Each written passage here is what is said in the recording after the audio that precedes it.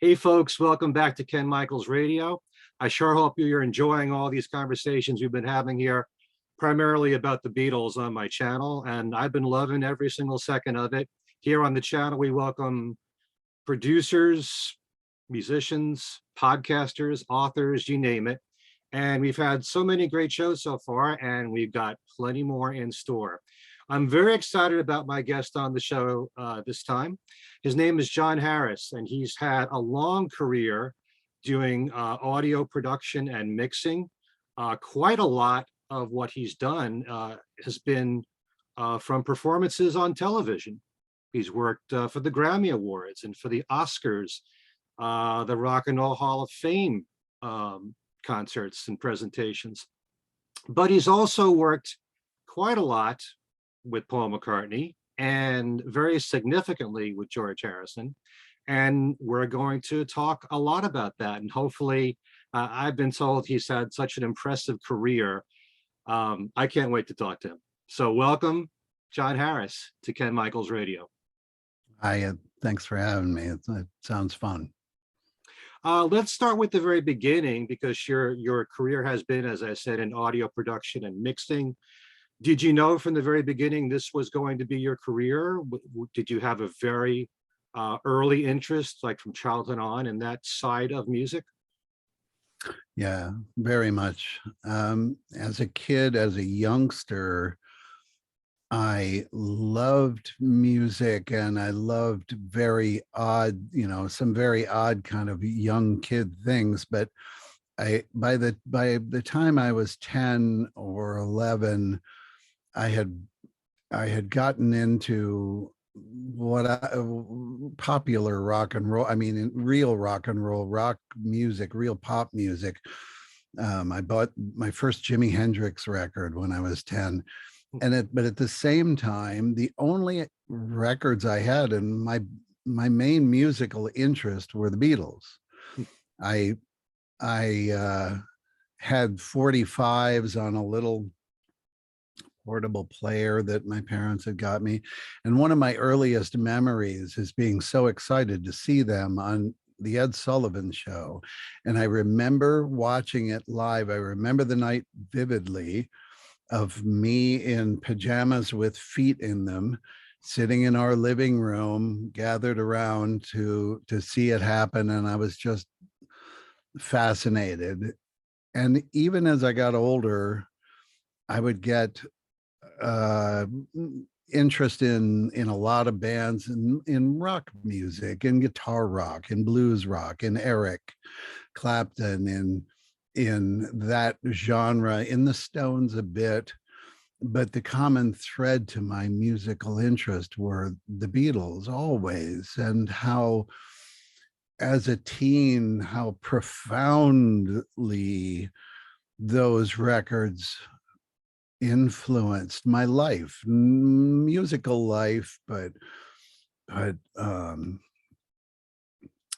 just how I was and how I thought and how I dressed and how I viewed things, and I viewed things through their music very, very distinctly. And I have a story about that from that I told one of them that, and his reaction.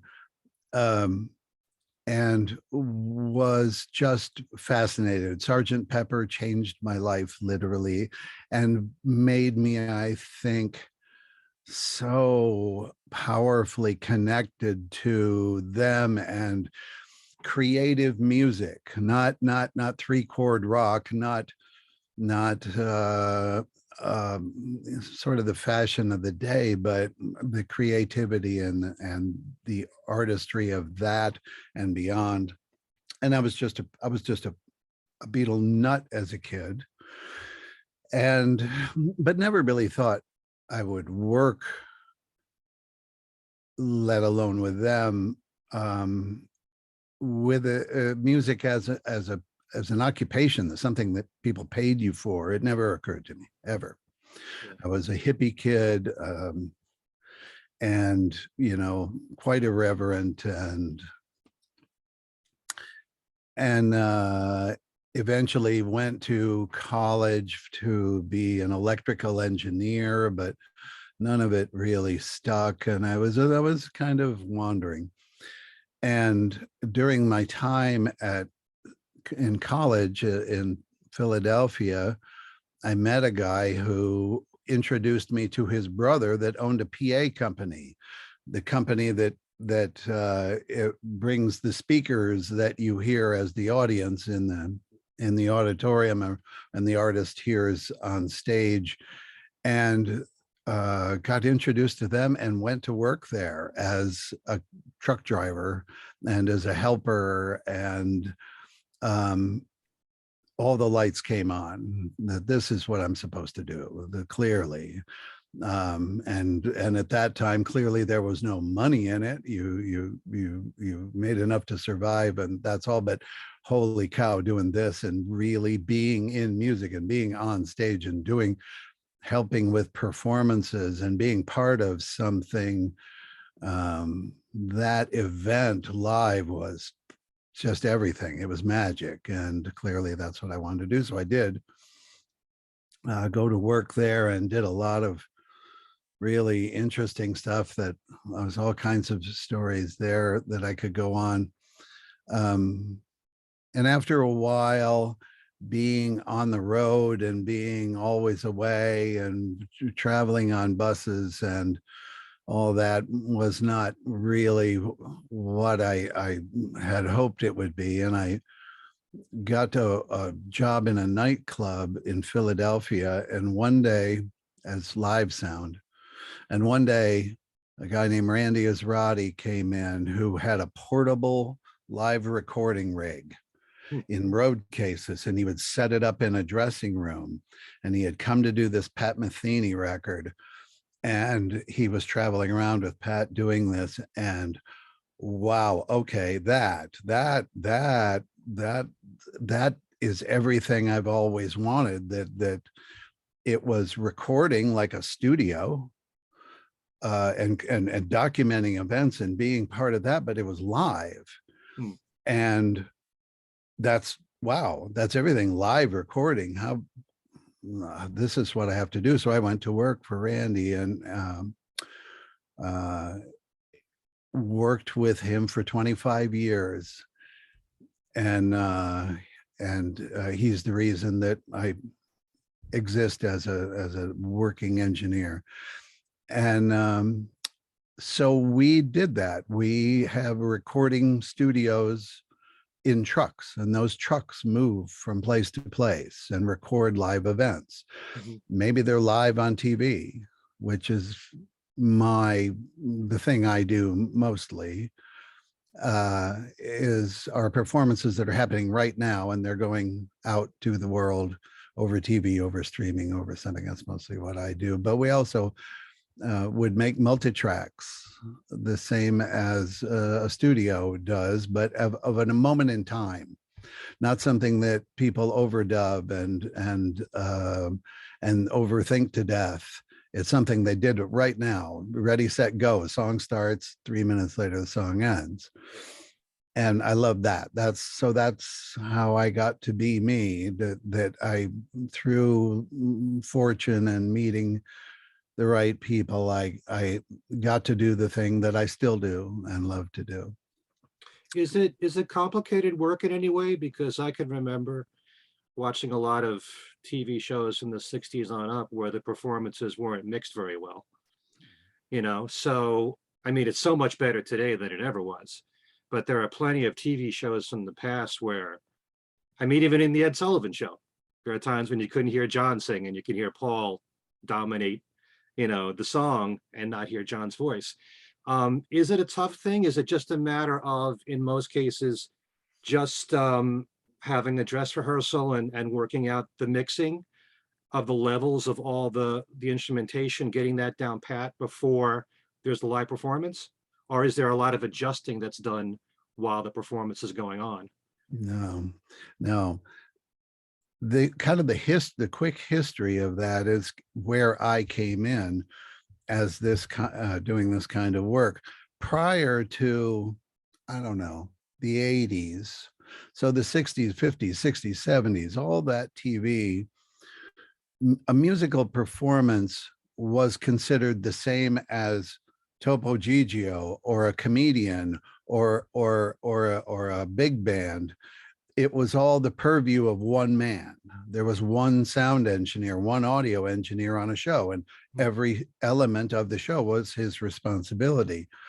What Randy, the guy I mentioned before, his brilliance was on a lot of levels, but one of them was understanding that it would be better, as in a recording studio, if you had music engineers work on the bands and the production engineer work on everything else, so that when the band performed, all he had to do is push up one fader and there's our mix. And we have really labored over that, and we've had time to properly mic it up, to rehearse with the band, to record the band and let them come in and listen to what we've done and say, I'd like the bass a little more of this, or I'd like an echo on my vocal, make all these changes. And especially in modern consoles, we just store that in the console, and the artist knows that now knows that when he starts his live performance, that mix he just heard an hour ago is the one on the air.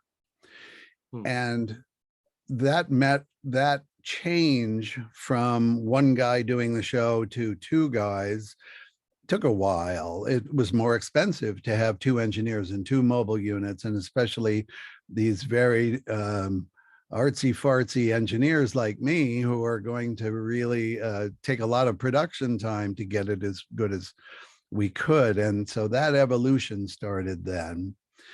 And so, hey, those guys who did the Ed Sullivan Show and did all those other shows, they did a great job with what they had, but I really doubt that, like the Beatles playing there, I don't know. You see, I don't even know how that worked. Did they have maybe a 16-channel console just for music? I don't know. In a lot of cases, almost everything that you hear from that time is a combination of a couple of microphones and an ambient microphone in the room, because they're going to have the girls in the audience and the reaction up, and so it's hard to hear then.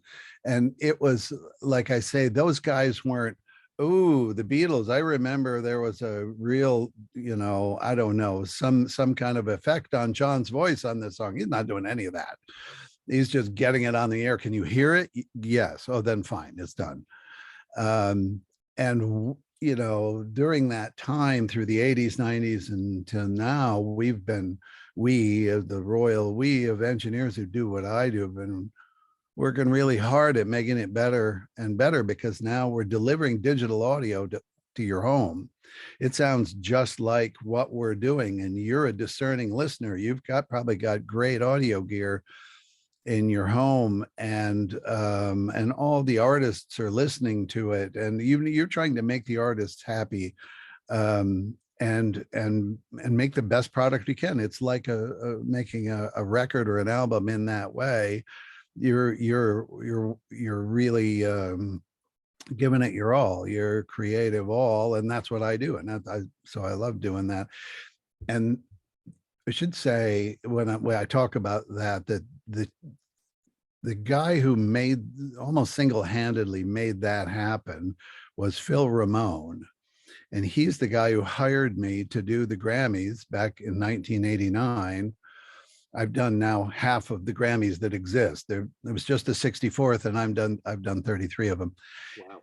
And Phil became that guy, the advocate for the artist on TV, that they sound great on TV. And he almost single-handedly, he was some sort of chairman emeritus or something of NARAS, the governing body of Grammys.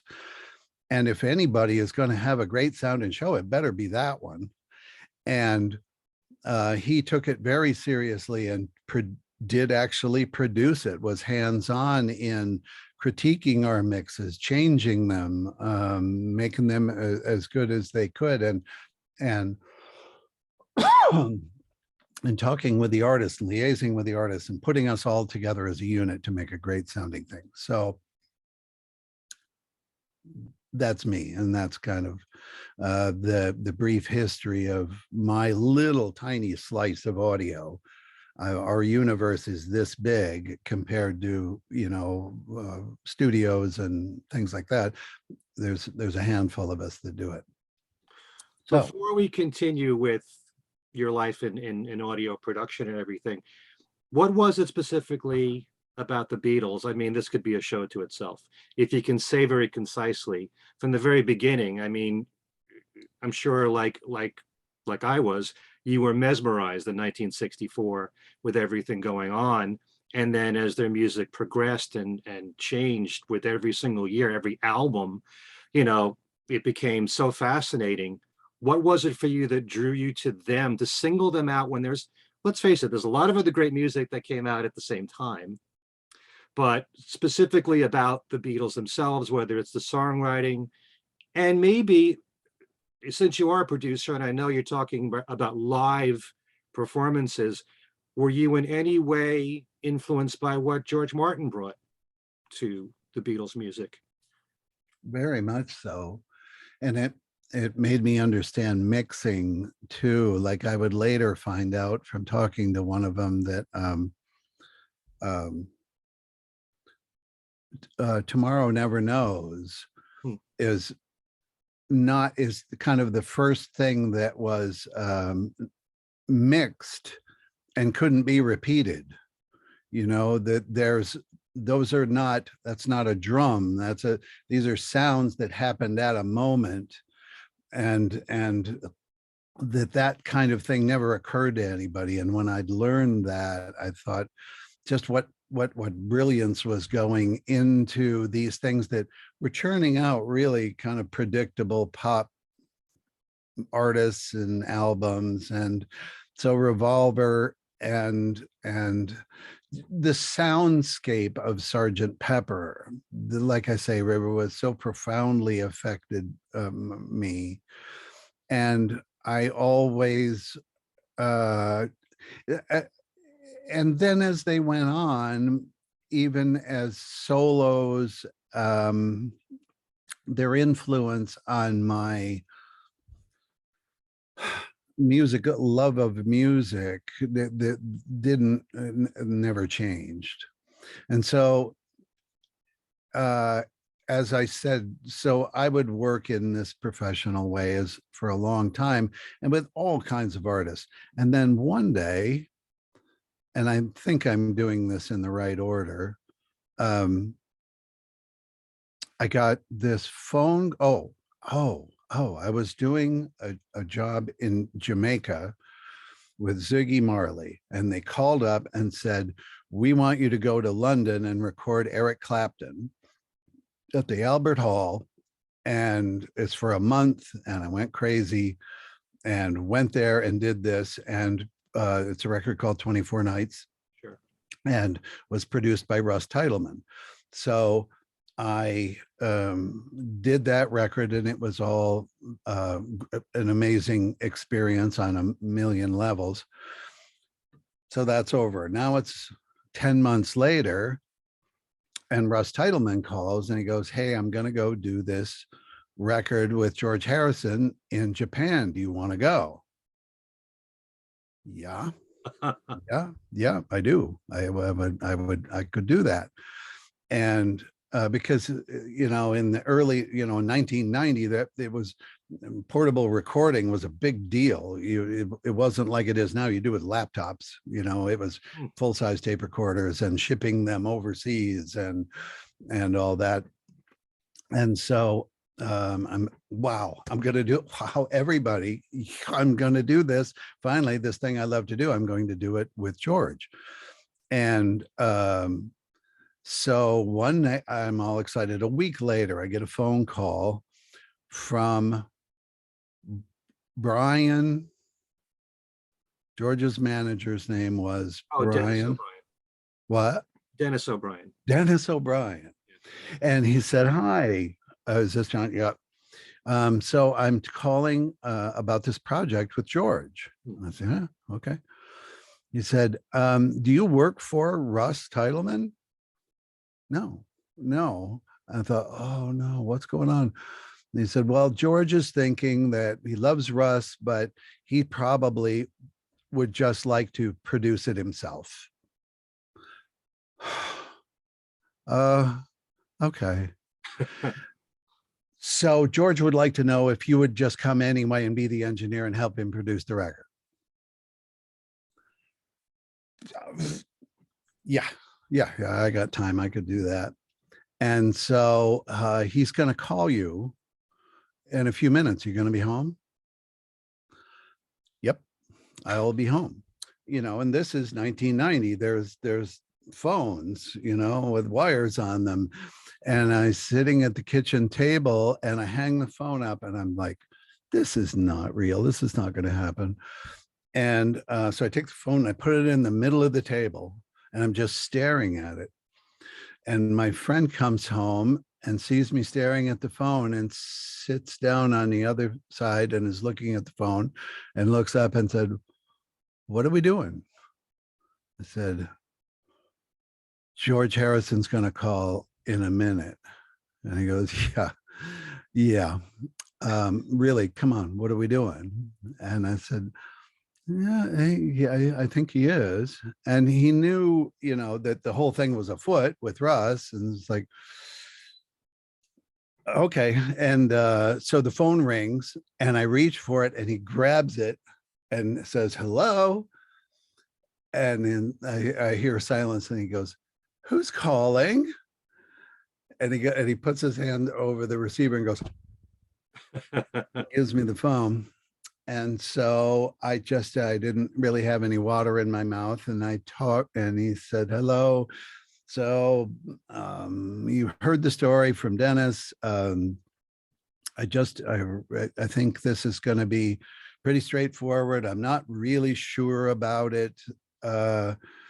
And whether I even, what comes out of it, I want to release. I don't, I haven't done it. And then he proceeded to tell me the story that, and somehow Eric had said that I was somebody worth taking, from the other record. Mm-hmm. And I'd worked with Eric a few times. And he said, well, and Eric was saying, you should go out and play. I don't even know why, but go out and play. You should, it's great out there. The people would love you. Everybody would love this. You should do it. And he goes, no, I don't feel like it. And I don't have a band. And Eric goes, well, I'm your band. I'll be the guitar player. My whole band that is all rehearsed and ready to go. And Steve Ferroni and the whole deal. And Nathan East, and like, these guys are the monsters of the universe, and we will be your band. And so that's how this, as I understand it, how that happened. And said, well, great. And I'd just love you to come. I like the record from the Albert Hall. And so I'll see you there. Hangs up the phone. And then people call and arrange my travel. And it's like, wow. And so I engaged a mobile unit in Japan, Audio Rent. So incredible, wonderful facility with a solid state Logic consoles and a great thing, who were Japanese and were just incredible people and made me very welcome. And so I went and organized seeing the truck and talking to all those guys, and then heading out to a show. I wanted to go see a show before we start, because we were going to start in Osaka, I think. And they were in where were they? No, maybe they started in, I don't remember which dates were first, but anyway, so I go out to see a show, and I get taken to the airport, or to the hotel from the airport, and I go in, and it's this very posh hotel. I can't remember what it was called. It was like a big one of those fancy Nico hotels, I think. And I go in, And I'm so nervous. I'm just incredibly nervous. And I've arranged to call him when I get there and we can talk. And so I go in and I think I'll go up to my room and I'll get ready and I'll be okay. And as soon as I walk in the lobby, there he is. And he's come down for something, but the public is all crowded around him, and they're all wanting signatures, and he's all completely tied up with them. And so I go, okay, I'm not ready for this. And I make a left and I go to the elevators and I get in and I put my bag down and I punch my floor, and then a hand sticks its way into the elevator to stop it, and he comes in. And his security guys have kind of corralled him over there, and they're holding everybody back and just push him in the elevator. And now here we are. He doesn't know who I am because we've never seen each other. And so I just had no moisture in my mouth at all. And I finally got out, I'm John. And he smiles and oh, hi, great. This is wonderful. And gives me a hug. Come on up to my room and we'll talk. And so I was not ready at all. But we went up, and of course he's in this lovely hotel room, and comes in and introduced me to this girl who's an assistant and this guy who does this. And we sit down and talk about the show, and I'm going to see the show. I haven't seen it yet.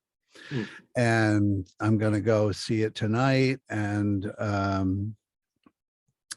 just the most surreal experience because I couldn't focus myself on saying anything sensible, or especially asking pertinent questions about why I'm there. I mean, I'm supposed to be in charge of this thing and exactly what we're doing. And I'm really acting like a gibbering idiot. And he's very sweet, and he gets it. And as I'll find out later, he totally gets it, and he's so used to it that he was really good at putting people at ease once they started to lose it. And so we talked for a long time, and he just wanted to talk and understand me. And we talked about Ayurvedic tea and all kinds of stuff. If I practiced, and no, I don't. And he said, well, I'll get you into it. And I said, okay, great. And so it's very quickly becoming your friend. Yeah. Well, what's that? He's very quickly becoming your friend. Yeah. He was very sweet. And I was there for him. I was there like as a personal thing for him. Yes, I'm recording the whole band, but at this point, even Eric's band is just the band.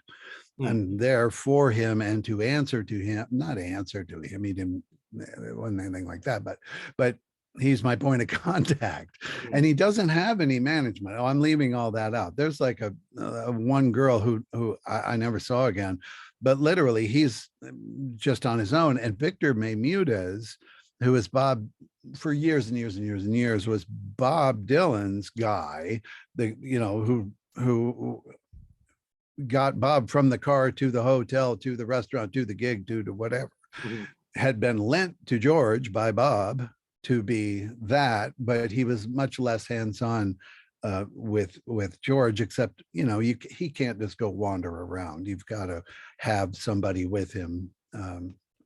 And so Victor and George and I,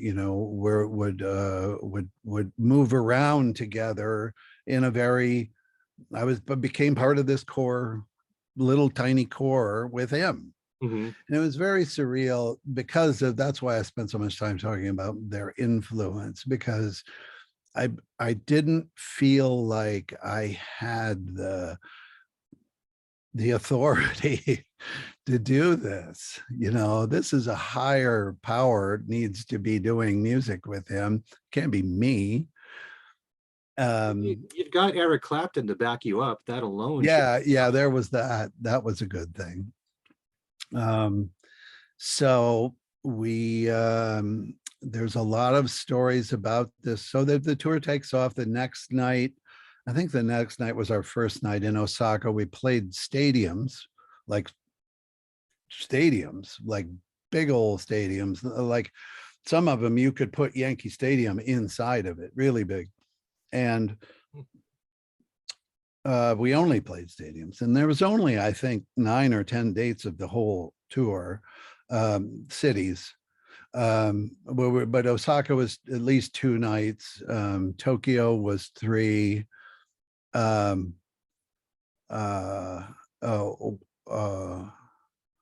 see. Well, there's 3 different recordings. There's Osaka, Tokyo, and now I have to look up what the other one was. It was really fun to just be part of that crowd. We went to dinner with Mr. Udo, who is like the Bill Graham of Japan, or like Bill Graham coupled with Steve Jobs. Like he's like the biggest thing there was, and any kind of show of any consequence was promoted and run by Mr. Udo. And went to dinner with him, and so I'm sitting with him and Eric and George, and it's just crazy. And so I'm treated like that. I've never been in that kind of world where the way you are viewed and the deference to you, and especially by the Japanese, forget it. It's just, it's borders on worship, and just so nice. And each night was just a hoot, just to the enthusiasm of the Japanese for the Beatles is boundless. And these shows were by far the biggest events happening in the country, and was electric every night. I would sort of wander around on stage with the crowd in there, looking at my microphones and just looking out there and going, whoa, this is just crazy, because people are just on, internally on fire and ready for this. And they were just so well received, and the enthusiasm, and then, like I said, the magic, and it was just crazy. And so we did a lot of, I think there's 7 or 8 shows that we worked from. One of the great story I had, so I'm in their hotel, which I never am in the artist's hotel. There's a crew hotel and the artist's hotel. And so we went to breakfast once. He and I come into like the breakfast restaurant of this hotel in Tokyo. And it goes without saying that he just stops traffic everywhere all the time. And you go into a restaurant that is people all talking, and there's this clanging of plates and everything. And suddenly it stops. There is complete silence. And that's something that he, didn't, he didn't want it. He was not that kind of guy at all that went, oh, look how much people love me, but they did. And it was always just such an experience for that to happen. Every time it happened, it was like the first time. So we sit down and we're ordering, and I said, and I'd like a large orange juice. And the girl is very flustered, and she's got on a kimono, and she's like, well, it's very, and she doesn't know the word. And so she goes into her manager and gets the manager to come over, and she goes, the orange juice is very expensive. Like the Japanese don't import things. If they don't make it, they don't use it. And so the only guy in the country who grows oranges is down in Okinawa. And so orange juice is like $20 or more for it. And George says, I'll cover it. Go ahead and bring it to him. But those kind of, and you have to, when you talk, you have to talk very close because everybody in the whole place is trying to hear what you're saying. So if you want to talk, have a personal conversation, you have to lean in. There's a photograph somewhere. I'll try and find it.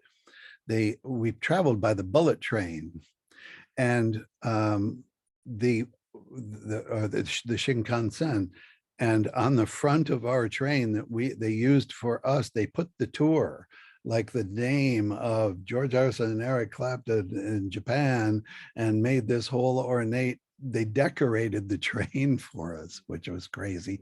And we'd get off the train and I'm walking with them, and all the press are snapping pictures of them arriving in whatever town we're in. And there's me, which is a crazy thing to see in the paper. And so it ended, and I'm just prattling on. If you want to interject anything. No, there's a lot of questions I want to ask you about the tour, but I don't want to interrupt you. Go ahead. It goes in increments. Well, first of all, you said there were 7 or 8 shows that you worked. Does that mean, was every show recorded? No, they had done a few, like the one I went to see that day when I first got there. They had done rehearsals there. Excuse me. And then maybe they did rehearsals in England, but anyway, they'd done at least a couple there before we brought the truck in. They wanted to get it a little momentum, I think. Mm-hmm. Yeah. So how many shows in total were recorded? Do you know? I'd have to look it up. I'm sorry, it's so long ago. I think it seems to me there were 7 or 8. But there were multiple dates in multiple cities. We were there 2 or 3 days sometimes. Right. So I think there were 3 cities and either 7 or 8 recordings. For someone like myself who who treasures every recording from any of the Beatles, and there's so few concerts that George gave. In the very beginning of the tour in Japan, he did a couple of songs that he dropped. Love Comes to Everyone was one of the songs, and Fish on the Sand. And I was wondering if that was ever. We didn't do those. No, we didn't do either of those songs. Okay. Yeah. No. What was the overall impression that you got in observing George at this time? Do you think that he really enjoyed doing this tour? Was he really into it? Once we started it, he was. By his own words, he was pretty hesitant of doing it at all. But once he got there, he really shined into it. He really, and I think that was part of the waiting to start recording too, was to get him more used to it. He hadn't been out there for a while, and never really in this way. Yeah. Maybe Bangladesh with a whole bunch of, other musicians, but not a lot, and not in a long time had he done this. And of course, having Eric as your band leader is a big confidence builder. And his mood and his and everything were very up when I was there. By the time I got there, it was all going great. Mm-hmm. Because the word that I had heard was that this was going to be the very beginning of, possibly a world tour coming to the US. And I had my hopes up. And for that reason, I didn't go to Japan, which, I now regret very much so. And I had the chance to go, but I felt he was going to come to the US. Did you see anything towards the end where he kind of maybe, soured on the whole idea? No, I didn't know that. What you just said is the first I've ever heard that. To me, and the way he presented it to me on the phone that first night was, we're doing these dates. I want to record them, because he said something on the order of, I I can't see me doing this again, so let's record it. Hmm. Now, but he didn't give that any time or, yeah, time frame like a world tour. I never heard that. I never heard it going beyond Japan. We had a party at the end of the tour, and everybody was hugging and high fiving, and we all left. And nobody, I never heard that. Wow. You know, it's one of my biggest regrets as a fan, not going there to Japan at the time. But also, when the Best of Dark Horse, the box set came out, and there were videos for separate songs like Taxman and Give Me Love, was there any one show that was completely filmed? No, they were actually, I don't even know where those videos came from because none of them, there was a mandate that none of them would be. Um, Hmm. I think there I think that there were some cameras built into the room. This is my theory that there are cameras that are part of a stadium and they're always there, like in baseball fields and where they don't really take all the infrastructure in and out. But we were never on TV. There was never a video entity. There was there a projection? I'm wondering whether there was a projection, like they do now. Did we Hmm. do that? Because that would have been the only cameras. And then maybe it was that. Sorry, this is so long ago. I don't remember whether there was or not. But there was never a component, an an official component of video in any way. So whatever there is, I don't know where it came from, and unless it was on stage cameras for screens. I don't know. So there never was any thought before this tour started that this would be a video release of any kind. I mean, No, it's not no. just the fact that it's George Harrison and the first time that he's toured since 1974, but it's George Harrison and Eric Clapton. Yeah. So just for historical purposes, even, to Yeah. have some No, kind of documentation, they I never read thought you. about that. I read you, but no. No. It was this record, this audio documentation was all really there of the infrastructure there was. Hmm. Wow. So most of the time when you spoke to George, did he did he talk about a variety of things? Did he talk about his music, or did he kind of stay away from music? Well, that's why it's later on. Yes, this part of the tale is just that. This the recording, and now we're all going home. And during that time, we would talk about lots of stuff about Japanese food and things like that. But those were busy days. We're all moving. The equipment's moving. The band's moving. The recording trucks are moving. It's very we're on the road, and I'm not, you know, I go to work at 9 in the morning to get the trucks ready and make sure we're sound check, we're ready for sound check and all. And he's him, and he's showing up at 5 o'clock to do rehearsals, and then I see him and I go, "You okay?" And he goes, "Yeah, you okay?" "Yeah, okay. See you after." And that was kind of our days then.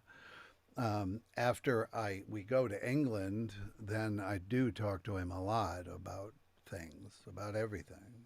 Right. Now, when you worked on Live in Japan, you were staying at Friar Park, right? For a while, yep. So he called, and so we get home from Japan in the early part of December, and um, the day after Christmas, there we go somewhere, and I come back, and there's a message on my machine, and it's him. And he goes, "Hello, it's me, it's George." And he goes, "Happy Boxing Day." And he goes, "You don't have that there, do you?" "Well, Boxing Day is the day after Christmas." And he explains this whole thing on this message. And he goes, "Listen, let's talk. I want to talk about mixing the record." And we had never talked about that before. I was the recordist. We Mhm. never talked about me mixing it. And so, of course, I call him and we arranged for me to go. And I'm like, wow, this is double crazy. And so I go to England, and he has me stay. It's a quick, kind of funny story. So I'm getting in to Heathrow at, I don't know, 7 or 8 or something like that. And he goes to bed really early at this point because he does his program in the morning, and he goes to bed really early. And so he goes, um, why I'm going to put you in this hotel that's partway out here to Henley, and somebody will come and get you in the morning. So okay.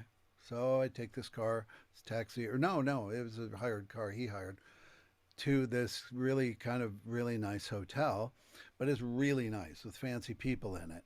Mhm. And I come in and I have long hair and a t-shirt and jeans, and I come in and they're all kind of looking at me like I'm the help, and I go whatever.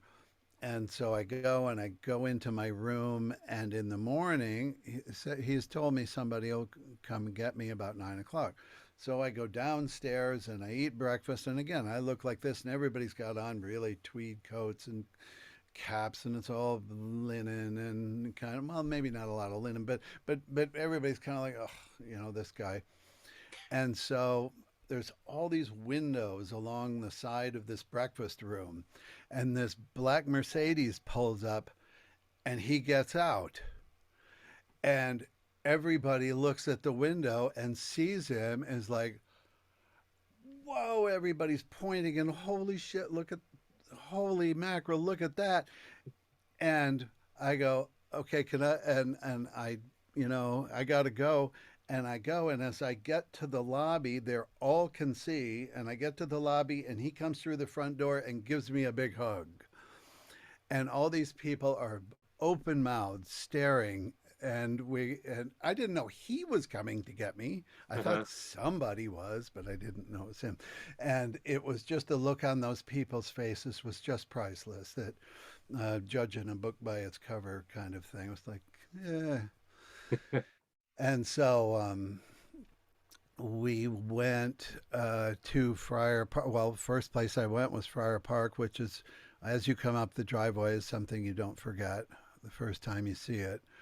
Um, and it's just stunning, and it's really hard to even I can't describe it. It's like describing the Alps or something. You got to see it. It's crazy.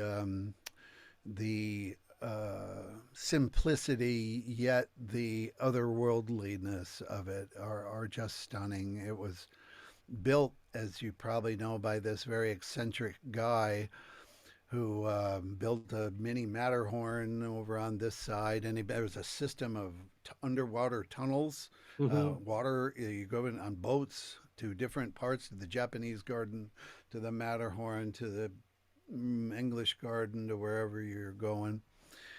And so we got there, and I do stay there for a few days.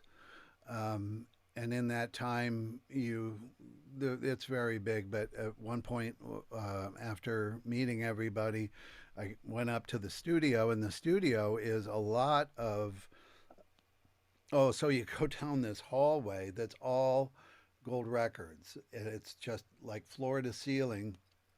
The whole entrance was these awards. And then you find out later, I opened this room, there was probably 50 more that were just leaned in there that wouldn't fit on the walls. But we went into it, and it looks just like what I think Abbey Road looks like, because it was, I think, EMI2. And when it was renovated, he bought it all and put it in Friar Park Studio. Okay. And so we just had it. We're going to have a listening time there. So we had the tape recorders. They were digital tape recorders, which he was not crazy about, which was my doing. And he never was. He never really embraced it at all, but he did it anyway. And we had these tape recorders brought, so we would just listen. We were just going to listen to every night Hmm. and try and figure out which takes, because the show was basically the same all the way each night. And so we're making notes, old school pencil and paper notes. This is not good. This is good. And we were there for a few days doing just that. And during that time, he had a dinner. Well, they're always having dinners, and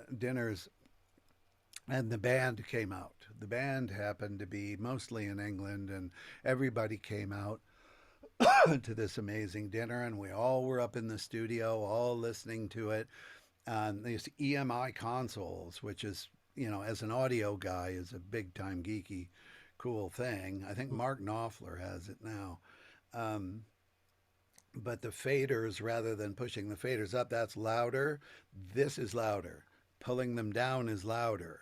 That's really hard to get used to. Sure. And so we listened there for a long time, many days. And then I moved actually down into Henley. It's only 2 blocks long, Henley, or whatever.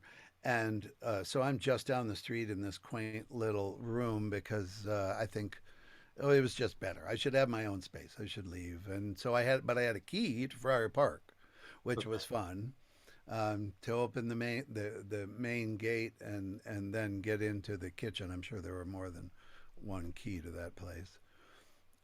So I would come to work every day. I would get there mid-morning, but he would do his program from like 9 to 11, a long time, like a couple hours. And when he was done with that, he would come up. We only worked from like noon to 5. When we were at Friar Park. And uh, uh, quick, interesting story. So I would always be there early, and I'd be goofing around and I'd be looking at everything. And there's this whole wall of guitars that are all hung, maybe 5 by 25 of them.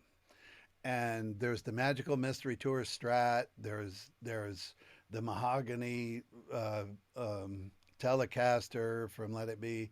They're all there.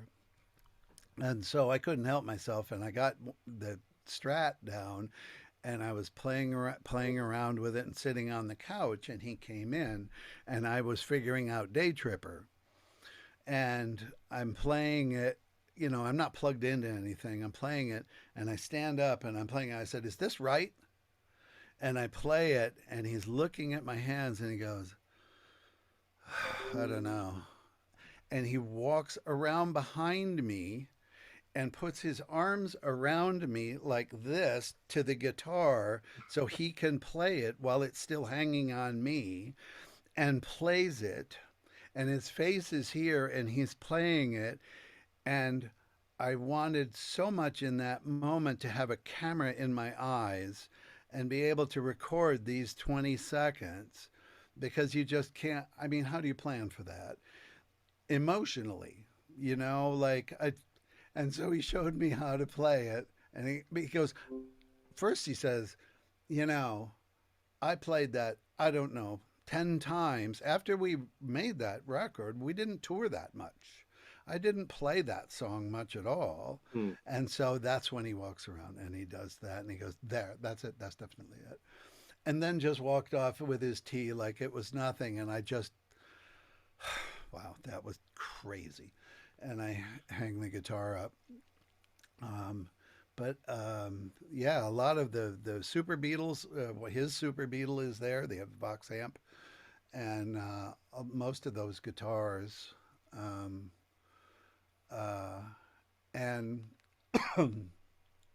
so I was there a lot. And then we moved. I moved. No, I didn't move. We moved to the Mill, the studio. It's in Cookham, which is the next town over. It's, I don't know, 15-minute drive. And he would pick me up every day, and we would go there. And for the first little bit, and then eventually, the Mill is Jimmy Page's built it. It was a mill. It was a flour mill, and Jimmy Page bought it, and it was his studio for a while. And I think they did one of the records, a lot of it there. And in the mill part, they built dormitories. So I moved there.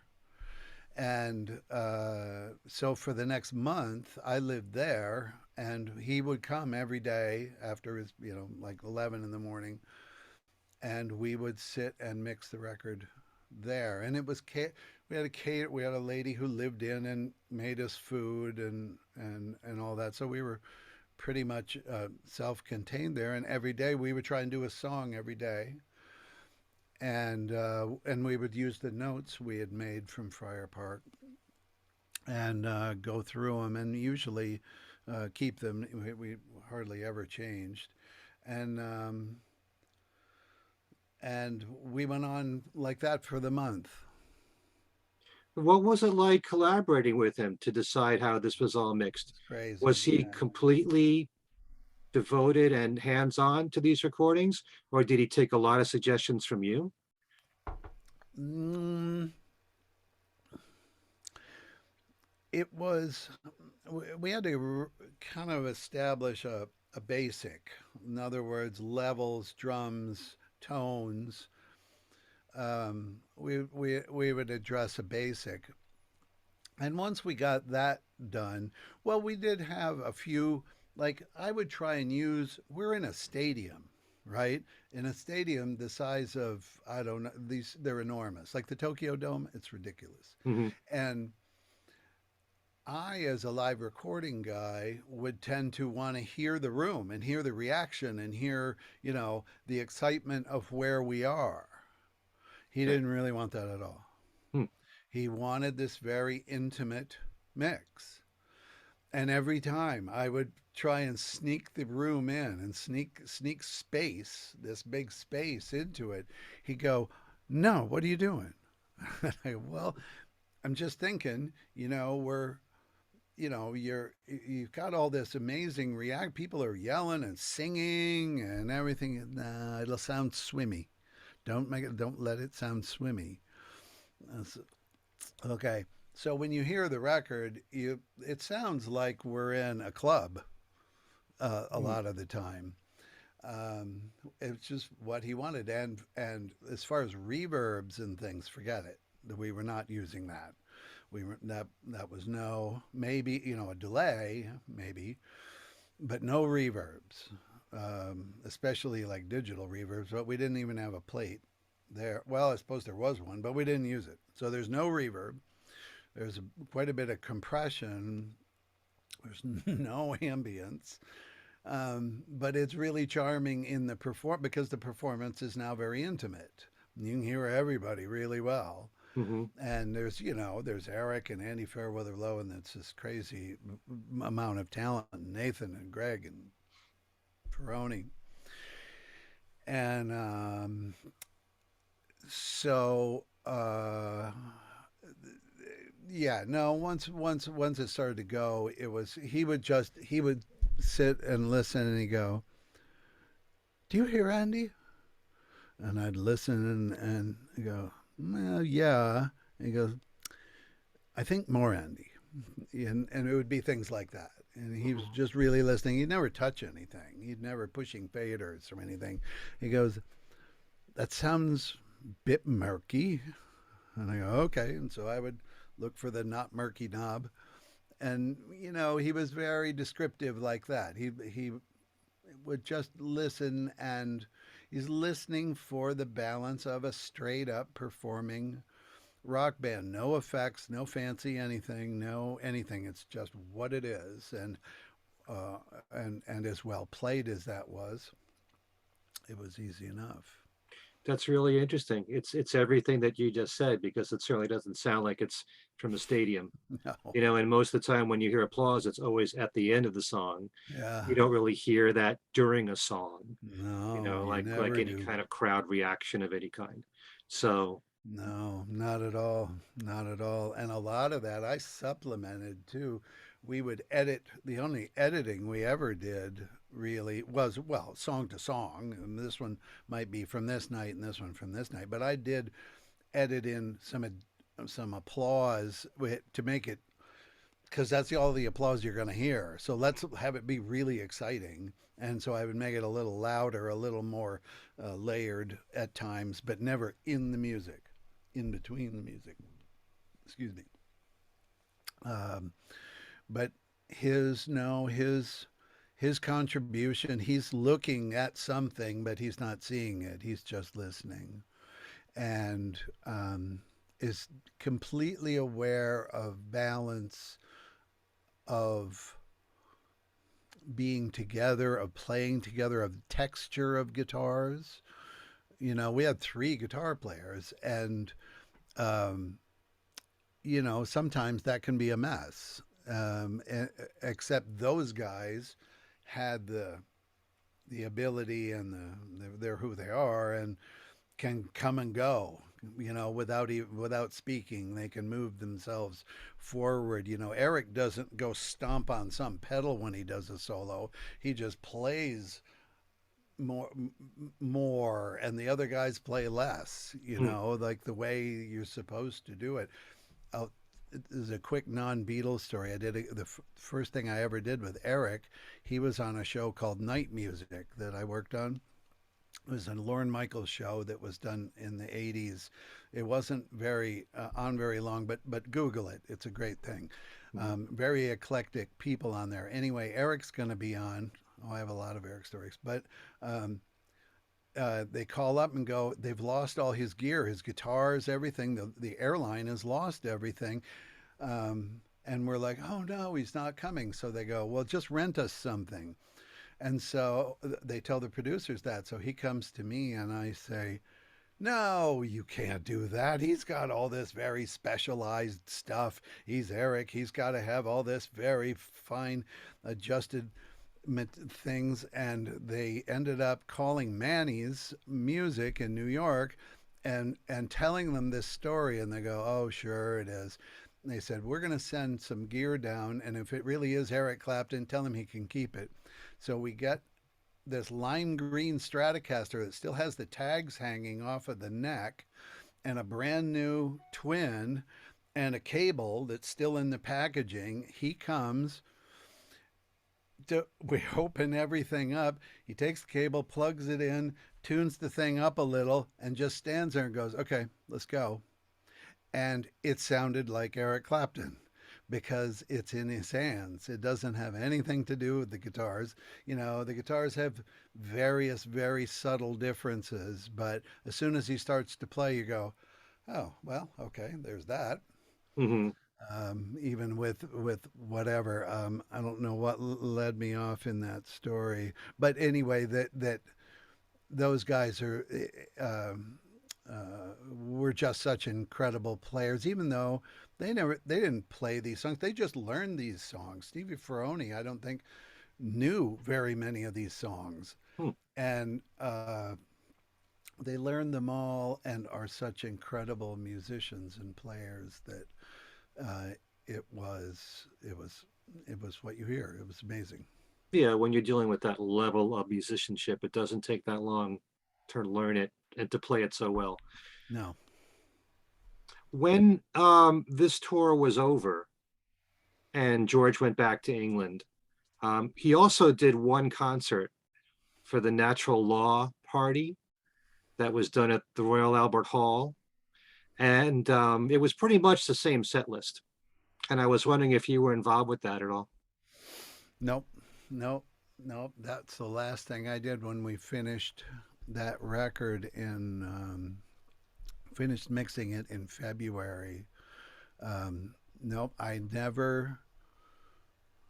Oh, well, I saw him one more time, but at Bob Dylan's 40th Columbia thing, I we had dinner, but then that's the last time I ever saw him. No, were you involved with recording that, the Bob Dylan? No, I was trying to be. I we had called management and we said, guys, you've got to let us have this. And no, somebody else got that job. I was there and was actually sitting in the audience. Hmm. That was a magical night with so many great performers on stage for that. There were. That's Yeah. why I met Bob. I went to rehearsals. They rehearsed at SIR on 25th Street, which was right next to my studio. And he called from there on a landline and said, aren't you in this part of town?" And I said, "Yeah." He said, "Come on over." And so I come in, and there's that band, and he and Bob are talking. And I walk up, and I'm just kind of patiently waiting. And he looks at me and goes, "You know Bob, right?" And I go, "No, no." And he goes, "How you doing?" And that was it. Uh, and then I went to see that show, but no, I never did a thing with him after that. He didn't do that much, as I don't think, but no, I didn't. Did you maintain any relationship with Olivia or Danny after your work with George? And were you asked in any way to maybe get involved with the concert for George? No, nope, nope. That was all. That was Jeff Lynne really did all that, and Tom, I think. But that was their whole. It wasn't so much about Eric. I'm there because I came with Eric, sort of, Mhm. initially. No, and I never met Jeff, even though I heard his voice on the phone a lot. And he principally did that as his own project, and it was all his engineers and all that stuff. I thought it was Eric who organized it. Is it? Yeah, that's what I've always heard. I didn't. I don't. Well, then I don't know. But no is the answer. Sorry, no, I wasn't part of it. Hmm. Okay. Hmm. Well, that's just amazing, just the George part of this story alone. And then there's so much to talk about with Paul. How did you first get involved with him? Through Geoff Emerick. Um, I had met Jeff. Um, how? How did I ever meet Jeff? I don't know. I'll have to think of that. So one day, but Jeff, oh, he must have come. I'm sorry, I can't remember. So there is this plan afoot to record Paul for a record. And he has called me and talked to me about doing it. Maybe it had something to do with Eric. I don't know. Um, and so we had pretty much the working with Randy had pretty much the premier recording vehicle of that period, and so we set out, and I'll get confused a little sometimes between, because we did a few different things, but I think this first one is Paul is Live. And then it has no name, and it's all, I think, David Kahn and Jeff and some other people are conceptualizing something. This is only my theory, are conceptualizing something that they haven't actually talked to Paul about. Because we're taking the truck to these gigs and we're showing up really early, and they're building screening so that nobody can see us there. They're hiding us behind curtains. Mhm. This giant 50-foot long truck, so that the band won't see us, because according to Jeff, they play like crap if they know they're being recorded, which they don't ever play like crap. And so we did several dates. I think first starting in Texas. Um, This is the 93 tour you're talking about. yeah. Okay, because when you mentioned David Kahn, Oh, I'm maybe it's thinking not about David Kahn. was That's it? maybe that's later. It's certainly Yeah, Jeff. It's mostly Jeff. Now, who? I'm sorry. I shouldn't theorize things like that. Whoever was heading this up and said, okay, "Jeff, of course, you go do it." okay, Then I'm working with Jeff, and okay. he is the engineer of record, and we're hiding the thing, and um, it'll eventually become Paul is Live. It's a bunch of different dates, and of course, eventually, I'm sorry I don't remember the sequence of events of when he becomes aware of it, or whether that was all even all that true, and they were just trying not to remind him of it. But it was a lot, probably 8 or 10 recordings of that tour, um, and it is the my. I remember I meet him then, so I'm with Geoff, and they are coming. He and Linda come out on stage, and um, Geoff walks up to them, and they're talking, and then they're talking to Geoff, and then I get introduced to them, Hmm. and it's all very exciting. And then Geoff wants to talk to Paul about something, and Linda says, "Have you eaten?" I said, "No." She goes, "Well, come with me." So she takes me down to catering, which is the most incredible catering you've ever seen. There's these wonderful chefs that travel with them and don't just cook for them, cook for the 100 people. Hmm. And it's just incredible. And she explains, we don't eat anything that had a heart. And okay, but it was the most incredible food, and that was one of the best things about it. Other than I also stayed in the same hotel with the band, which is I can't over recommend staying whatever hotel a band like that is staying in. Uh-huh. So do you remember where this was? We were in Dallas. Okay. We were in Houston. And again, whether this is Paula's Live or something else, we played the Alamo, the thing that's next to the Alamo. Hmm. Um, we did one in North Carolina.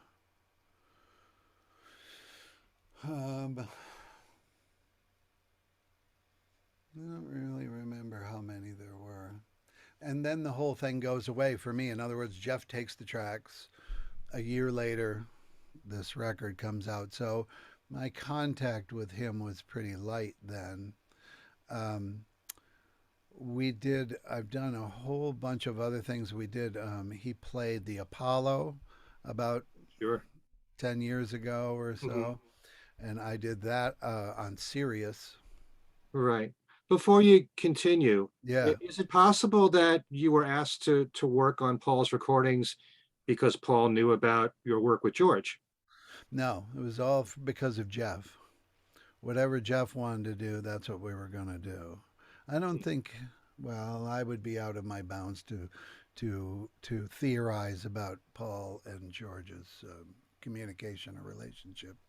Um, but no, I remember telling Paul that I worked with George and him going, right, oh, isn't that fascinating or something like that. But Uh-huh. it never, no, I told him that. No, it definitely wasn't. No, Geoff, it was Geoff's thing. He was always the engineer of record. He's Paul's engineer, even always was, and since Revolver, really, and except for a couple of things. And no, it was my and I wasn't the one where with George. I was the one touching him. That was me. Hmm. With Paul, there's Geoff. Geoff is the guy. Yeah. I'm helping Geoff. You know, and even though Geoff was an incredible engineer. With really modern recording things, he would generally do like George did and be listening, and he'd look at me and go, "No, the bass is crap. Do something with it." Uh, Um, and he would liaise with Paul. Um, in subsequent things, I would have a little more contact with him. I did this thing that ended up being called "Good Evening, Ladies and Gentlemen," even though my name is wrong on it. It says John Evans or something, and nobody knows how that happened. But anyway, then I would talk to him a little more because I was literally on the stage recording. I was on stage right behind in this little hut, and he would come through there to get on and off stage. And so mhm. we talked a little more then. Um, and, I mixed him on the Grammys. We did, um, on Steve Colbert's show, on the old Colbert show. Um, Oh, there's Can I backtrack a little bit? Yeah. Yeah, the 93 tour, did you work that last concert, the one that was televised in North Yeah. Carolina? Yeah. Okay, Absolutely. Yep. Yep. Was that the last one of that tour? I'm pretty sure it was. That was on Fox Television. Well, that's part of that record. So those recordings as a group are that record. Hmm. Yeah. Yeah, I mean, as much as I love seeing any concert with Paul, his voice had really strained towards the end. It's kind of a Yeah. shame that they couldn't have an earlier concert Oh, that was well, they tomorrow. had plenty of recordings, but they weren't shooting them, I guess. Yeah, and they also cut off "Hey Jude" at the end of the Did broadcast. they?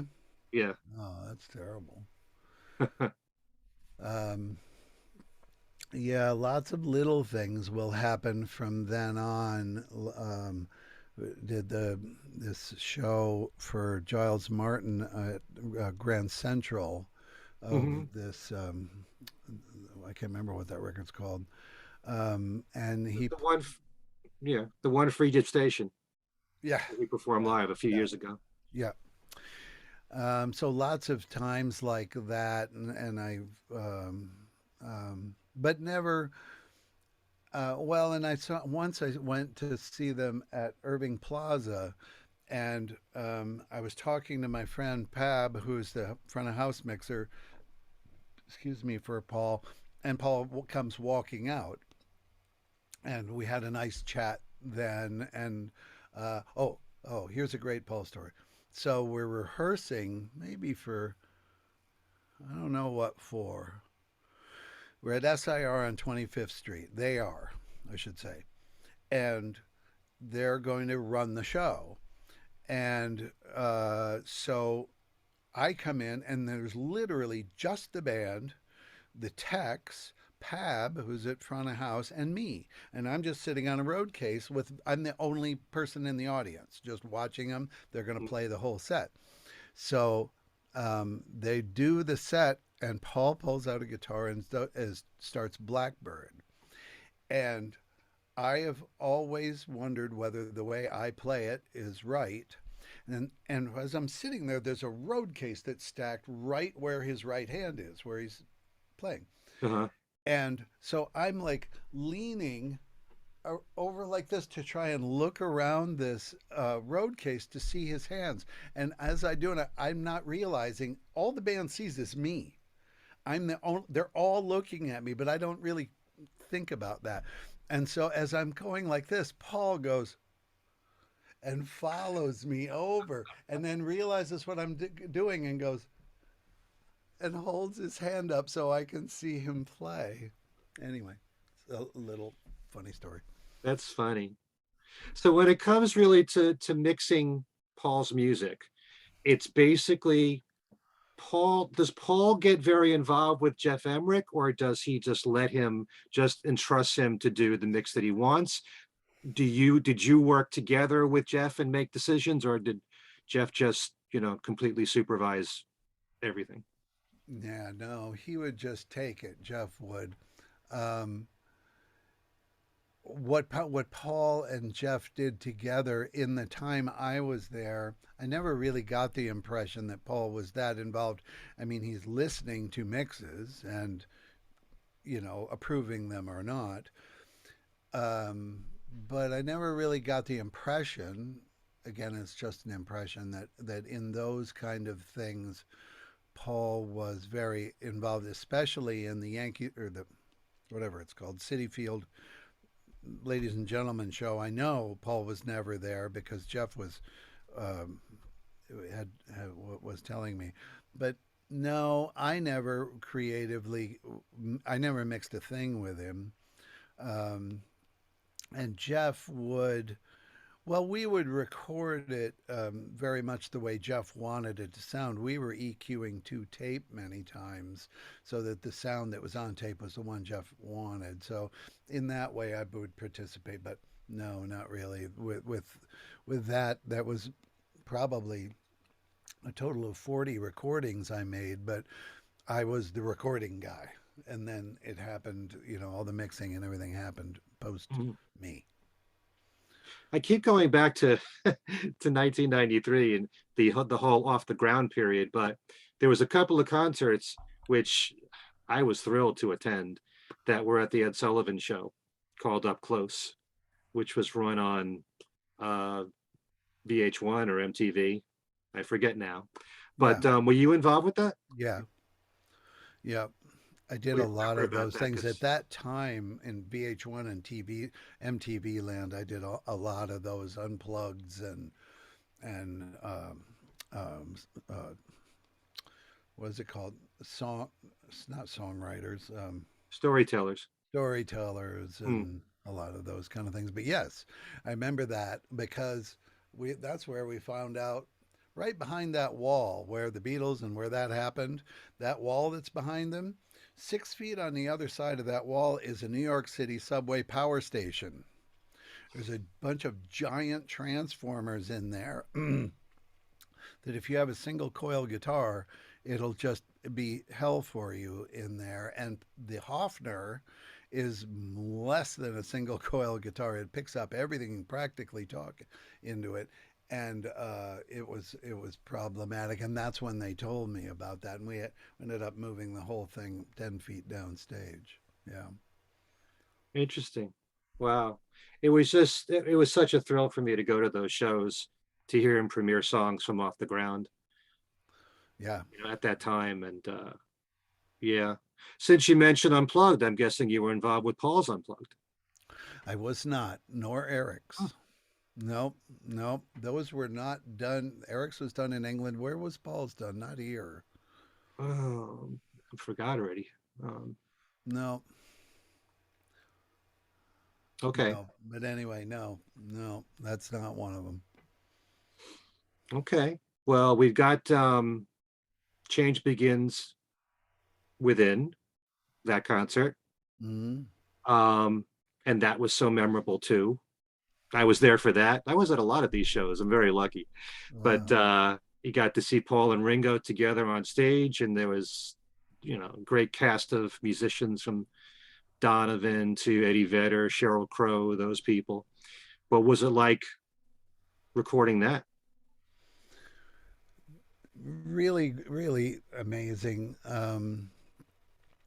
The the the history of those guys and their influence, like I say, always um, with a lot of those, I was sort of the mechanic and just the engineer rather than and more of a fan and just really just able to live out a dream listening to those guys and like with all these bands they're always so incredibly supported with the musicians and um, the events are just amazing to live over and over again. I'm just thrilled to be there. Hmm. Yeah, you've been a part of so many really amazing shows. I'm trying to think of is it possible, were you part of the CBS broadcast for the 50th anniversary of the Beatles' arrival in America show? Not part of that. Okay. No, no. I'm trying to think of every big TV event that Yeah, no. involved I any of the think we've Beatles. hit a lot of them. Like I think I said, I worked with Ringo on the Rock and Roll Hall of Fame and that David Lynch show. And oh, actually, I did the All Star Band at Sony Studios with I think Joe Walsh was the guitar player and Todd Rundgren, and it was a crazy band, but that was really fun. I think that was for either Hard Rock Live or one of those series we used to do over there. Um, oh, I was going to tell you one funny story about George. So every day we would come to the studio, and I would probably always be there ahead of him. And he comes in and sits down and he goes, "Hey, I have a friend coming over later. I need to sit with him and talk with him. He's interviewing me about something. Is that okay?" I was like, "Yep, it's okay. It's fine. Don't worry about it." So we're working away, working away. And the phone rings, and the girl at the front says, George Martin's here. And should he come back? And I went, yeah, sure. Hang up the phone. I go, your friend is here. And so George Martin comes in, and there he is producing a thing for the BBC on the 25th anniversary of Pepper. Okay. And he wants to talk to George and like interview him about reminiscences. And so I meet him, and I'm all thrilled, and they sit down, and there's a table with three people at it. I'm one of them, and the two of them, and they just start talking about the record. Hmm. And it was just incredible just to just hear them talk about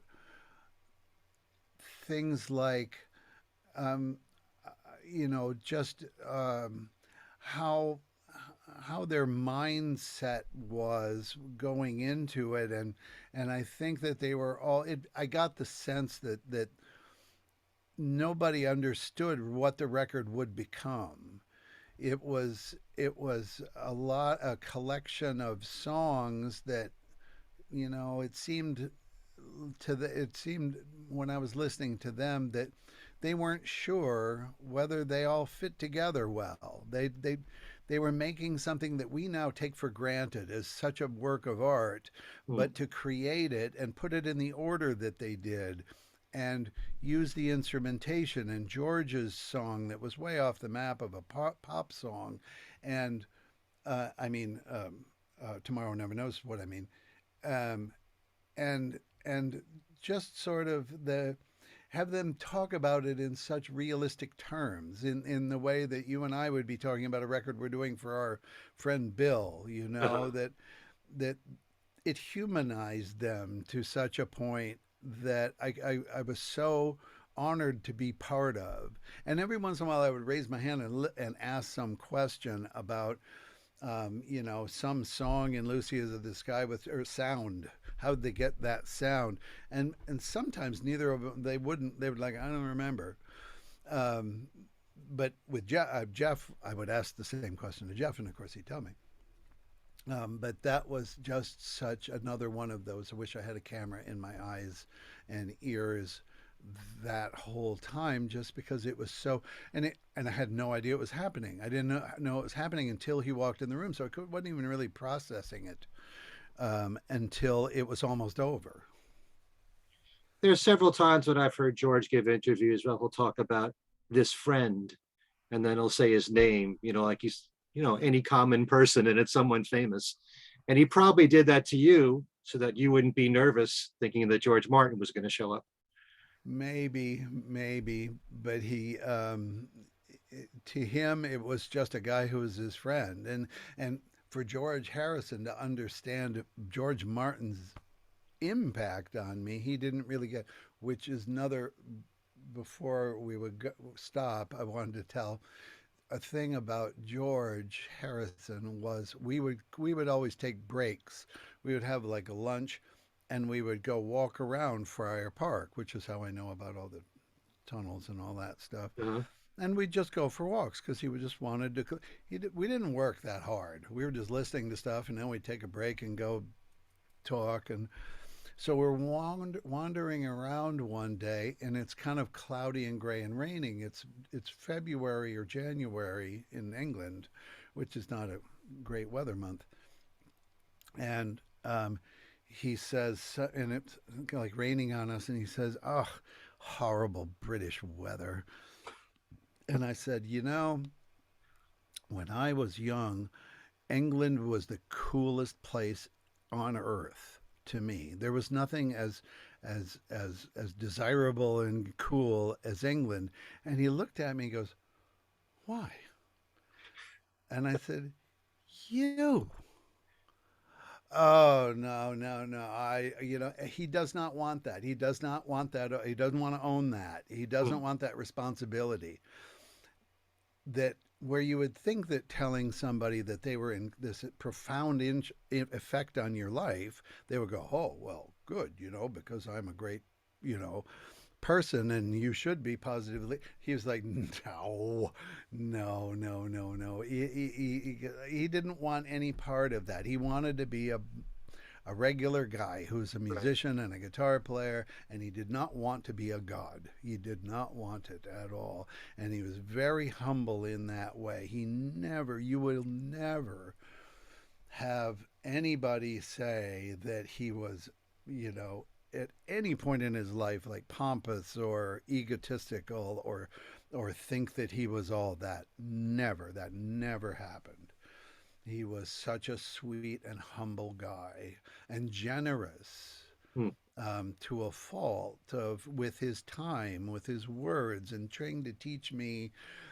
I was really nervous, and I think it showed sometimes. And he eventually, I think, oh, I didn't tell you this. So he he decides one day that I need TM training, and I said, and so I'm like, that sounds expensive, and I'll get my guy. I'm going to have my guy, my local guy, because we're only 5 miles from Henley, come and instruct you because you need instruction. You can't just do it. You need to be Right. taught how to do it. You need to be kind of not certified, but you need to have this guy show you the right way to practice. You can't just start. So I go, and he goes, "Don't. I'll pay for it." Or I never asked him whether he'd pay for it, but he said, "Don't worry. I'm going to take care of everything." So this guy shows up, and I do it, and I still use it a little today. But it was he wanted you to feel comfortable and be happy, and I was too nervous, and it was from being around him, and that's what he didn't like about it, because people wouldn't be themselves. People would be so scared Hmm. and so nervous and so self, like unsure of themselves around him because he would be a god. Well, no, he's not, and he doesn't want to be, and so and he never acted that way, never ever. He was a sweet, sweet man and a kind man. That's one of the amazing things I've heard about him. On the one hand, you'd have to imagine he's very proud of all that he's accomplished He is. with the Beatles and with his solo career. And then at the same time, he wants to be as humble as could be, to be rid of ego, Yeah. and to be treated as if he's no better than anybody else. And And in some his, people have a tough time really, understanding that. You listen to the words of Within You, Without You, and to see you're really only very small, you know. yeah.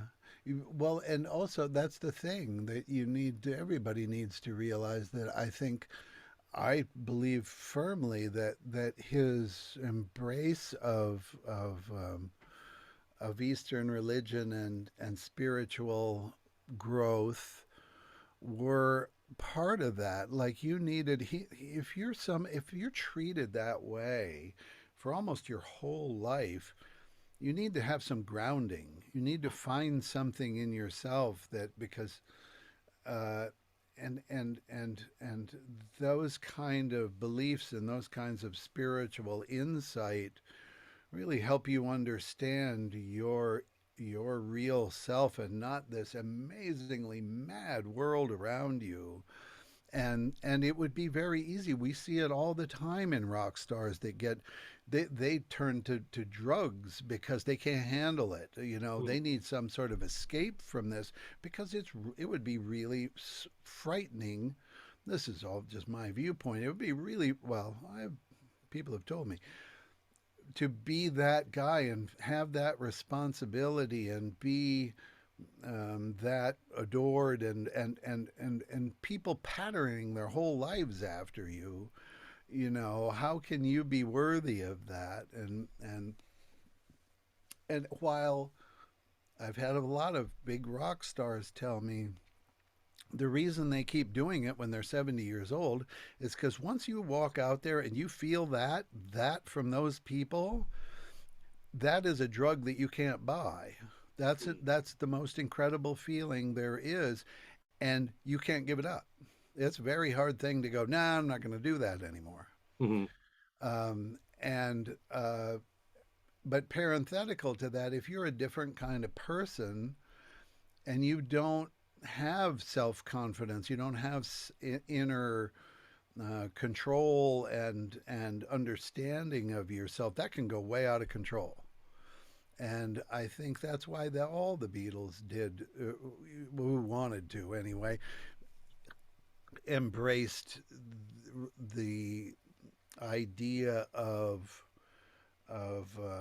God as as you, and your soul and your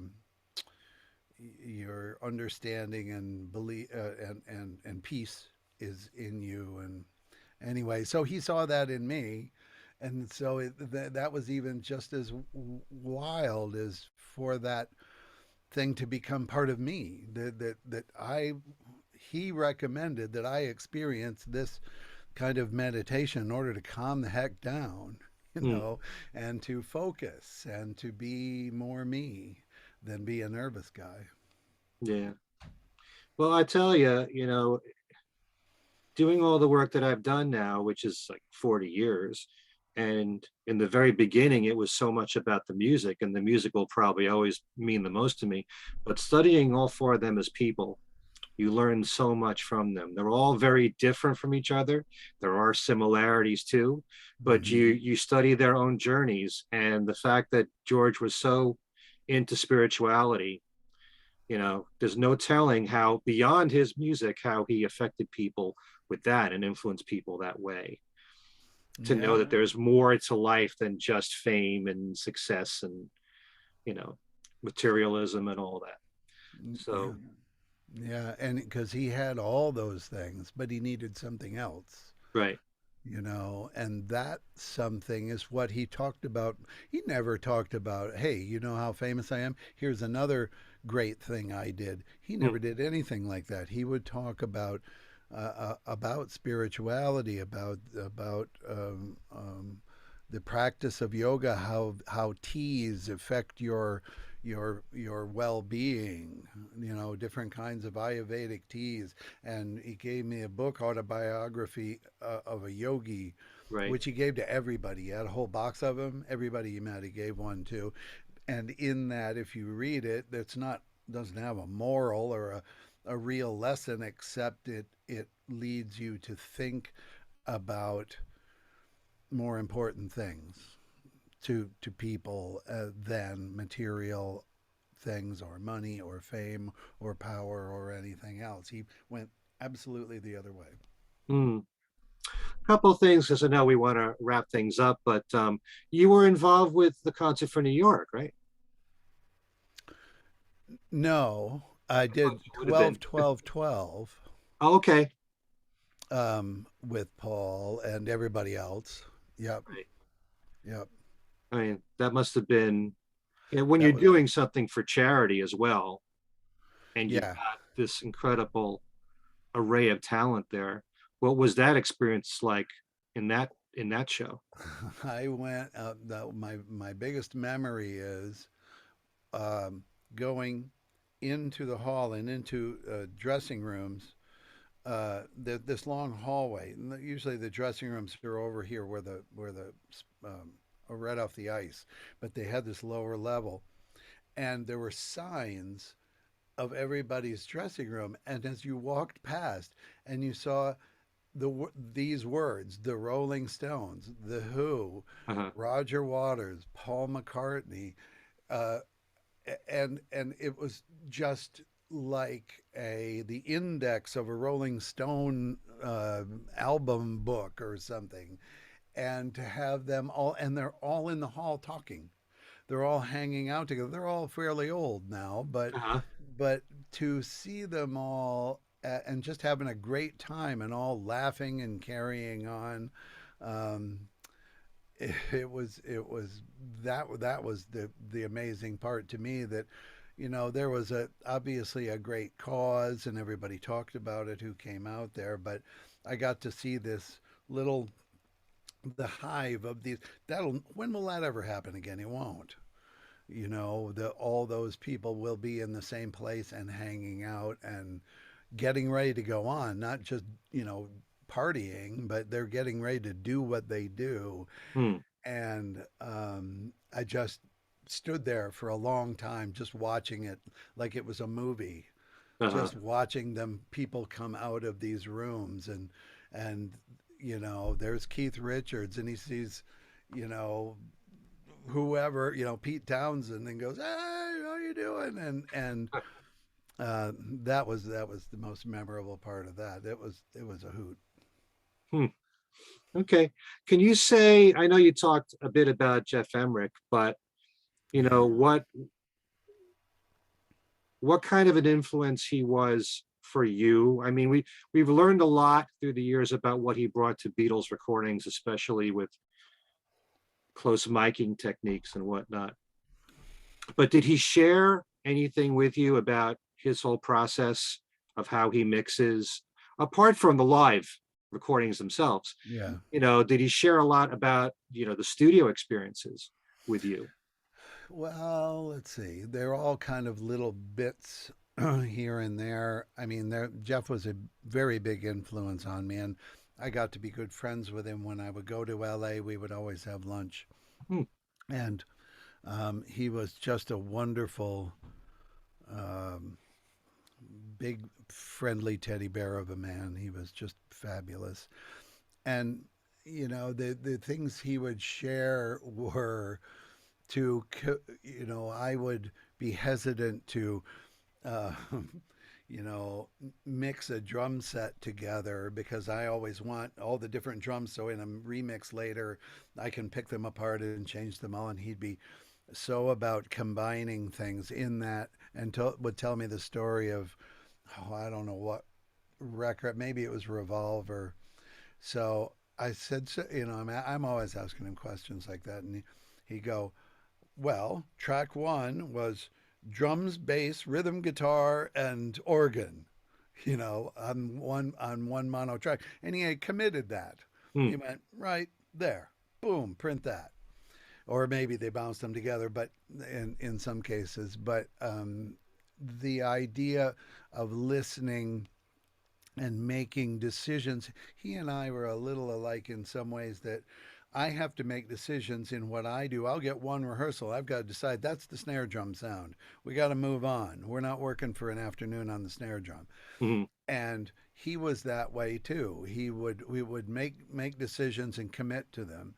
And and we talked about that a lot. He would talk about John, um, how John, he and John, I don't think got along that well because John was very demanding. Because I'm sure John hated the sound of his voice, Right. and he was always after Jeff to do something about that, to Hmm. hide it, to double it. The whole ADT thing, is sort of the least John would accept.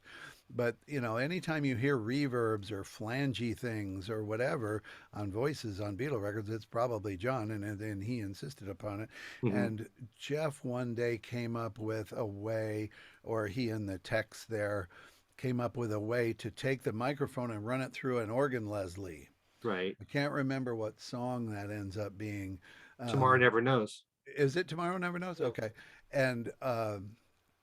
and just that the John, that was his whole thing. Every time he'd see John, he'd go, "Oh, bloody hell, I'm going to have to come up with something else." And he didn't have, like I've got right here, 37 effects that could make you sound like a Martian or whatever Hmm. you wanted to sound like. He didn't have any of that. He had analog tape, he had spring reverbs, he had, chambers in the bottom of Abbey Road, and what are you going to do with that? John really pushed Jeff's creativity in that way, and I think pushed his buttons in a lot of ways. Um, he was very kind to me in that he understood what I brought to the project. In other words, like he was very used to things are here, the band's right over there, the microphones come in here. If we have a problem, we're going to stop. We'll go have tea. We'll figure it out. And these shows, they're ready, set, go. And there's 50,000 people there and a lot of expectation, and maybe we're on TV, and so I got to be that guy that he would say, you, all this is you. And he, like I say, he would listen. He's the guy who would and he taught me a lot about mixing and just what he said, and just um, I, using words like cloudy or uh, a bit much, or things like that, and I kind of have to figure out what he was talking about. But then when I just sort of take it, that was words at face value, I go, yeah, okay, all right, let me do this, and it would always end up sounding very clean, very Beatle like. In other words, it was that special mix that especially he did of those songs. You can't recreate those. You have all the technology in the world, and you can't recreate those because they're his. They came from his mind. A story he told me a couple of times is the the mono and stereo versions of everything, of all those back then. Hmm. Something newer, I think, or a lot of those. The band would, so they'd get a song done, and the band would come to the console and they would all mix. Like even if they only had 8 faders, one of them would have a fader and have this idea: right here this gets louder, right here this gets quieter, whatever it was. And so he and Geoff and George Martin and the band would stand around the console, and even if they weren't touching something, they would all listen. And of course, there's no automation. You're performing this, and it's only you're performing it. And at the end, they go, "No, do it again," and they do it, and then the band would go, "Right, that there you go, we're done, we're done," and they would all go home. And they wanted nothing to do with stereo. So this was all done with one EMI speaker sitting right there, and so the mix would be done. Well, then once the band would go home, Geoff and George Emerick, or George Martin, would do the stereo version. Well, you can't. It was just performed in real time. Mhm. You can't do that again. There's no memory of those moves, so that's why they sound different. It might be only slight, and it might be more than a little different, because the band weren't there. That he and George Martin would come. Well, I'm going to pan this over here and this over here, and then try and copy what they had just done. But that was the reason between the monos and stereos. Um, and so Geoff was just a great listener and a great pal and very generous, and just an amazing mixer. He mixed the songs that changed my life really musically, and there's the whole reason I do this.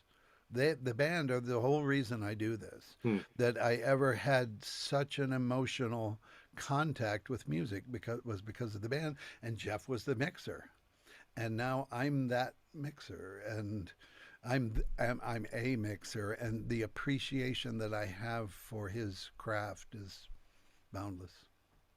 Do you yourself have a preference as a Beatles fan between mono and stereo? Hmm. Not as mixes. In other words, a mix of one song versus another, but a lot of them I've found the version that I always think of as the version might be a mono and it might be a stereo. I don't even really know. And then when I hear the other one, I go, well, that's just wrong. That's not it. Yeah. That's not it. Even though they're this much different, I'll go, oh no, clearly, because I know the song so well that any kind of a change, and that's now these remixes that are being done, although they're brilliant and they're a completely different format, they're different. They're not. They don't evoke the same emotion to me as, well, being 11 years old and hearing these otherworldly songs to me that were just so historically and creatively and musically and emotionally important. They're so ingrained in me that yeah, even though the other ones are very entertaining, you go hear Vegas versions and you go hear all that stuff. It's fun, I guess. I was just wondering, one of the shows that I do a podcast for called Talk More Talk, which is mainly on the Beatles solo careers. We had Chris Thomas on to be interviewed, and he was just talking about in the days of the Beatles, they weren't thinking about quad or 5.1 or Dolby Atmos. They were just thinking about how does it sound on the radio, Yep. you know? And, I never tell a fan how to think. There's a part of me that I'm quite shocked about myself because I try to be as open-minded as possible. When it comes to these remixes, I'm really shocked that I'm more of a purist because I feel like the original mixes are the way it came out with the four of them approving it. And I know Yeah. you've got Yoko and Sean there, tack for John, and Olivia and Danny, Yeah. tack for George. I mean, how do you feel about that? Because yes, I can listen to these remixes and there's part of it that sounds absolutely incredible, but yet that's not how the Beatles envisioned it, in the very beginning. No, not at all. And this whole thing that don't know quite how far to go with this, but like that Danny redoing All Things Must Pass and Yeah. um I don't know. George and Phil Spector sat there for a long time and did it exactly like that. They could Hmm. have done it any way they wanted to, and they did it like that. Why? Why are we doing this? What is it's? Uh, I don't know. Yoko or Sean being there, my son would not be able to do the mix I'm doing here today. What would be his reason for doing this again? My dad he did a terrible job. I got to fix it. Um, so I think it's folks like that. I can't imagine what it's like to be Danny or Sean or whatever in a creative way, especially when they're both creative people, clearly, um, they want to participate. Maybe I don't know them. They want to be part of their father's work. They want to be part of that. That was an amazing thing, and I want to maybe uh, that'll help. I lost my father too. Maybe that will help with a connection to them and spiritually to touch their work. I did a Ziggy Marley record at Tough Gong in Jamaica where every day they come in and they put the multi-tracks of Natty Dread on the multi-track and they play them for inspiration. Hmm. They're like, that is reggae music. Now we're gonna do what we do. So I think that offspring of really amazingly creative people, even if they have work that's iconic and kind of it's already there, you don't need to do it again.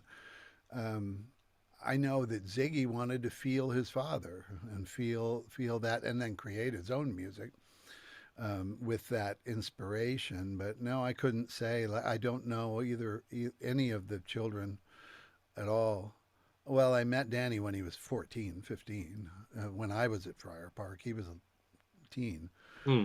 Um, uh, but I don't know. I think you hit upon something like I'm sitting mixing with George, going, what right do I have to be mixing these songs? These songs they are what they are. They're this amazing work that I don't have the authority to Uh-huh. contribute to these, but I'm with him, so I do. But I mean, so that's my feeling is I didn't even feel like I had a right to do it when the guy was asking me to do it. So I don't know. It's hard to say. I wouldn't know what it would be like to be an offspring of somebody Yeah. like that and what and how. I don't know. It's a tough call. I think sometimes these days there's too much of a concern about sounding as contemporary as possible. Yeah. And a lot of people like more bass and more drums. And I'm sure that Paul and Ringo are happy with that. But, again, that's not the way it originally came out when all four of them approved it. So I don't know. No, Just not my at all. opinion. Especially George, like I said, he and I, the only thing we actually disagreed on was that I used these digital tape recorders for that recording. and he really didn't like that. So the idea of it now being modernized, I Hmm. trust me, he wouldn't be doing that if he were here. He wouldn't be doing that. Also, shortly before he passed, George made a comment about the All Things Must Pass album, that there was too much reverb, too heavy, maybe too Yeah, produced. yeah, So, but then again, if George was alive today, you don't know what he'd be saying. yeah. I don't know. I know he was not a reverb guy. I'll tell you that. Hmm. I know that for a fact. Hmm. Do you still keep in contact with Paul or Paul's people? Not so much. I just heard about the shows starting up on the West Coast. I think I was just thinking of really the one of the Pab Paul Boothroyd is Paul's front of house mixer, and I was going to get a hold of him and go try and hook up with him on one of these shows somewhere somehow. But no, other than Pab, no, there's well, I see David Kahn once in a while, who came in, as you know, later. Um, but I don't know. I don't keep in touch with anybody of that. No, of that whole time. No, I don't really. Hmm. Of You the never Paul know when he people, I might might. put out another live album, Paul, or he's yeah. talked about an album of sound checks. Oh, yeah. He has hinted that he might do that. In the last year or so, he said that. So, No, no, there you go. I would love to, obviously. Since well, now the last things I've done, at first it was Jeff that brought me into the picture, and in the last, I don't know, starting 6, 8 years ago, David Kahn did when we did the thing at Tony Bennett School and the thing at Grand Central hmm, and all that. I don't know. I hope so. I hope so. I'd love to. I'd love to. yeah, I like David Kahn's production work with Driving Rain and Memory Almost Full. I hope that Paul works with him some more. Yeah, yeah. I met him. I did Tony Bennett Unplugged about 20 years ago, and David Kahn was one of the producers of that. That's when I met him. He was, talk about a nice guy. What a Hmm. sweet man. So tell us what you're working on now. I anymore. I do a lot of award shows. I just did the Oscars and the Grammys and the CMT Awards all in a row. They're all live broadcasts, live to air. Um, um, I'm I'm I've rebuilt my studio. I'm making an Atmos kind of situation here. My main focus these days is we have recording systems that can travel all over the world and or on tour that I control from here. They can be in San Francisco or Paris, and I control them and mix them from here. And that's my focus, along with doing what I kind of do as my day job with live concerts and TV and such. That's what I'm trying to do because I think that is the natural progression of the world, virus or no. Hmm. It's an amazing thing if we can put a box with it, a band who's on tour, and anytime they want to be, if they're in Spain and they want to be on Spanish TV tonight, I can turn that thing on and mix them from here and send it to Spanish television in the mix they want that they've already approved. It's the same one as we did from Tucson. So, and I do it from here. Today's technology is just beyond amazing. Yeah. I still can't believe we're doing this. The Yeah. The camera. whole Zoom thing. Why didn't we invest in Zoom in 2017? It's very much like the Jetsons, isn't it? Yep. Yep. It does feel like that a lot. If anyone watching wants to get in touch with you or learn more about you, do you have a website or a way to get in contact? Yeah, just email me. Um, my name in reverse, Harris John Okay. at iCloud.com. Okay. John, this has been tremendous. I can't tell you how much I've enjoyed this conversation. I know a lot of Beatle fans out there would give anything to trade places with you for all you've experienced. And really, it couldn't happen to a nicer guy. Oh, thank So you. thank Very you nice. so much for spending time here on Ken Michaels Radio. And thanks to everybody watching. If you can, please subscribe to the channel. We'll have more great interviews coming your way. And we'll see you next time, as Paul would say. Take care.